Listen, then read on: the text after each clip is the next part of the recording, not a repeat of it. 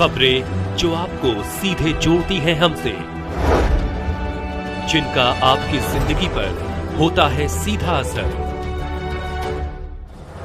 खबरों की वही तस्वीर, बिना बदले बिना डरे, जज्बा सच का लिए, सच दिखाते हैं। लंका पर जमींदोज दुकानदारों से मिला सपा का प्रतिनिधिमंडल। भाजपा द्वारा वाराणसी के धरोहरों एवं मूल स्वरूप को चुन चुन कर किया जा रहा नष्ट। वीरेंद्र सिंह। वाराणसी 19 जून समाजवादी पार्टी का एक प्रतिनिधिमंडल आज दिनांक 19 जून 2025 को सांसद चंदौली वीरेंद्र सिंह एवं जिलाध्यक्ष सुजीत यादव लक्कड़ के नेतृत्व में वाराणसी के रविदास गेट लंका चौराहा पहुंचकर 2 दिन पूर्व 42 दुकानों को बुलडोजर द्वारा गिराए गए दुकानदारों से मुलाकात कर उनका हालचाल लिया और उनकी पीड़ा को सुना। उपस्थित दुकानदारों द्वारा प्रतिनिधिमंडल के सदस्यों को बताया गया कि शनिवार को हम लोगों से दुकान खाली करने के लिए कहा गया और मंगलवार को सभी दुकानों को गिरा दिया गया। हम लोगों के परिवार का यही एक सहारा दुकान था। अब हम लोग सड़क पर आ गए हैं। यदि हमें पुनर्स्थापित नहीं किया गया तो हमारा परिवार भूखमरी से मर जाएगा। सिर्फ रामलीला परिसर की दुकानों को ही गिराया गया है, जबकि पूरे एरिया में कहीं भी कोई ध्वस्तीकरण की कार्यवाही नहीं की गई है। मौके पर उपस्थित सांसद चंदौली श्री वीरेंद्र सिंह ने कहा कि जिस तरह से सिर्फ रामलीला परिसर की दुकानों को गिराया गया है, यह अन्यायपूर्ण है। भाजपा सरकार द्वारा विकास के नाम पर वाराणसी के धरोहरों एवं मूल स्वरूप को नष्ट किया जा रहा है।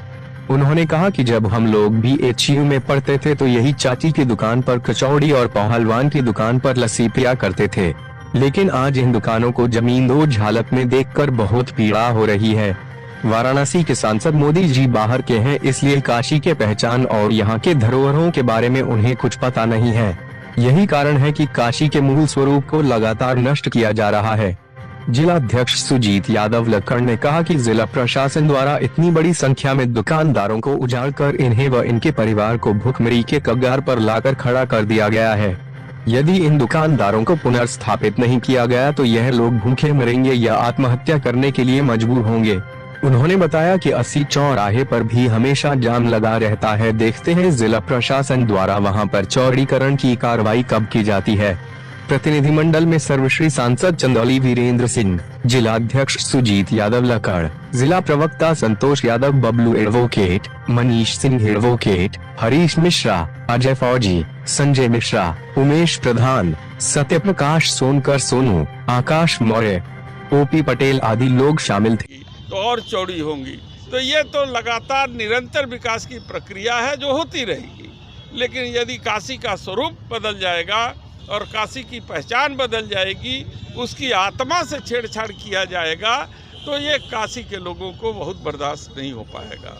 इसलिए मैं आप सबके माध्यम से माननीय प्रधानमंत्री जी से अनुरोध करता हूँ कि काशी की आत्मा के साथ खिलवाड़ न करें और काशी के इस स्वरूप को वो बनाए रखें। आज हम चाची के इस दुकान पे आए हैं कचौड़ी वाली, देख करके मन हमारा बहुत ही आह्लादी वो जो है कि बेवल हुआ है, क्योंकि मैंने देखा कि जहां हम लोग बैठा करते थे आज मशहूर है। सैकड़ों साल से ये दुकान जो है कि मशहूर थी। पहलवान का लस्सी था जो कि आज हम लोग कम पैसा भी रहता था तब भी उसकी लस्सी पी करके हम लोग चले जाते थे। तो ये सब सारी चीज़ें यादें समेटे हुए थी। आज माननीय मोदी जी ने उस यादों को, उस धरोहर को धसाई कर दिया है। अब वो फिर तो दोबारा बन नहीं पाएगी। तो इसलिए आगे की कार्रवाई सोच समझ के लोग करें ताकि लोग काशी की पहचान बनाए रखें और काशी की पहचान बनी रहे। सभी को नमस्कार, धन्यवाद। जी, प्रदेश महासचिव समाजवादी पार्टी, यहीं लंका का निवासी, इन्हीं गरीब परिवार का सदस्य हूँ। ये जो अतिक्रमण जो हटाया गया है, इसमें सिर्फ पहलवान लस्सी और चाची का ही नाम आ रहा है। क्या इसके आगे और लोगों की भी दुकानें हैं क्या? देखिए, एक चीज़ मैं आपको हाथ जोड़ के बता दे रहा हूँ, 32 दुकानदार ऐसे थे जो बहुत गरीब थे लाइन से, वो हटा दिए गए हैं। उनका कोई जिक्र नहीं कर रहा। वो कहाँ गए? वो यहीं से रोटी कपड़ा जुड़ा रहे थे, आज सड़क पे आ गए।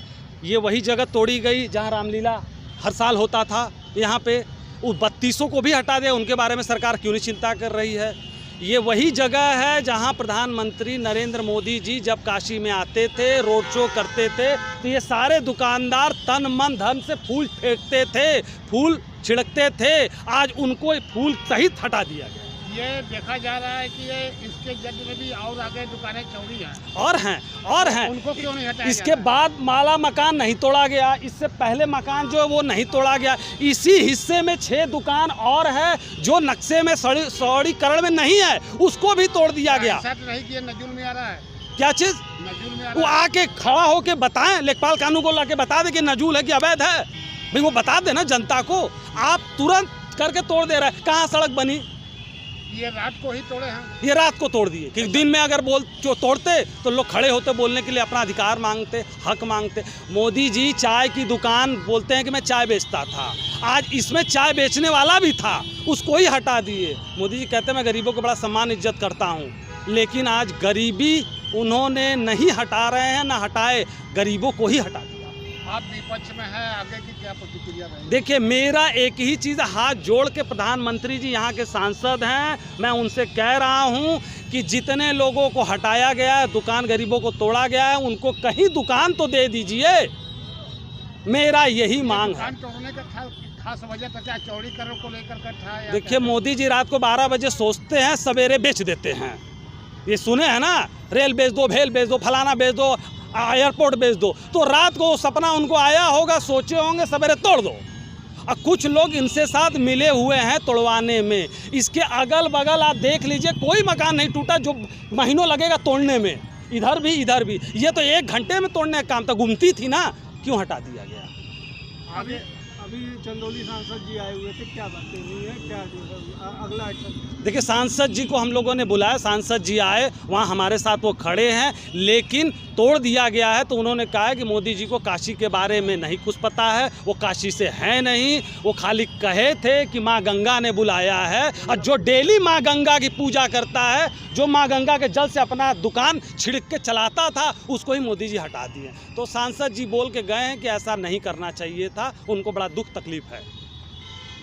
दुकानदारों को दुकान जो तोड़ दिया गया उसमें रामलीला चबूतरा था, जिस पे रामलीला होता था, उसको भी नहीं ये बचा पाए। इतना हबड़ दबड़ था तोड़ने के लिए। आप आए हैं, बहुत बहुत धन्यवाद पत्रकार भाइयों का। आप लोगों को मैं देख रहा हूँ कि 32 जो गरीब दुकानदार थे, जो 2 वक्त की रोटी ऐसे खा रहे थे, आप उनकी अपने चैनल के माध्यम से आवाज़ उठा रहे हैं और प्रधानमंत्री के कान तक पहुंचा रहे हैं। उसके लिए मैं इस पूरी जनता की तरफ से तहे दिल से हाथ जोड़ के आपसे धन्यवाद कहता हूं। कंपनी होती है, प्राइवेट कंपनी, 20 दिन का नोटिस पीरियड होता है। हाँ, इनको मात्र 2 दिन का नोटिस दिया गया। नोटिस नहीं, अब मोदी जी का इतना वो क्या कहते हैं टेलर है कि जो कहते हैं वो कर देते हैं। तो लोग डर गए भैया की तोड़ा में जेसीबी से उन्हों का ना दबा दे जाए, इसलिए भैया वो अपना रोजी रोटी से छोड़ के हट गए और सड़क पे किनारे बैठे हुए हैं जमीन पे। को बरकरार रखा गया है, और जब पुरातनता के साथ आधुनिकता आती है तो उसकी खूबसूरती और बढ़ जाती है। मैं अभी क्योटो गया था, जिसकी तुलना माननीय प्रधानमंत्री जी ने चुनाव से पहले किया था। क्योटो का अपना एक अलग पहचान है, अलग स्वरूप है। काशी का अपना अलग स्वरूप है। काशी कभी क्योटो हो ही नहीं सकती, और न क्योटो कभी काशी हो सकती है, क्योंकि काशी एक आध्यात्मिक नगरी है। काशी भगवान शंकर के त्रिशूल पे बसी है। काशी हमारी मोक्षदायिनी है, मोक्ष की नगरी है। शायद विश्व में ये पहली ऐसी काशी नगर है, ऐसी नगर है जहाँ पर लोग मोक्ष प्राप्त करने के लिए, मृत्यु प्राप्त करने के लिए आते हैं। अनोखा है काशी। काशी अविनाशी है, काशी कभी समाप्त नहीं हुई है। काशी ऐसे कोण पर के क्षितिज पर विद्यमान है कि जहाँ न प्रलय इसका कुछ नुकसान करता है, न कभी नुकसान हुआ है। ये भगवान शंकर के त्रिशूल पे बसी काशी है, और इसीलिए माँ गंगा भगवान शंकर की चरणों को छूती हुई यहाँ से निकलती हैं।